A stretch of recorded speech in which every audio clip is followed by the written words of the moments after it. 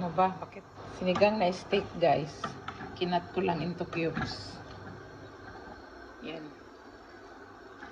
Nilagyan ko ng udon. First time ako magawa ng udon dito. Yan.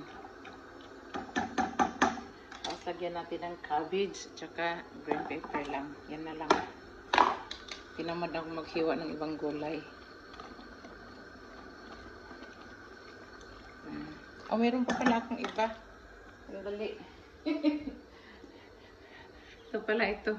Ito meron akong kale at saka parsley at saka grass. May grass pa pala ako dito. Ano ba yung pangalan ng mga maliit na dahon? Oh. Yan, sinigang na sampalok with udon. Lambot na ba yung karne? Ay, oo, malambot na yung karne. Ay, nagsobra naman isa. Okay lang. Guys, masarap siya. Sinigang sa sampalok na may udong. Udon siya, udon.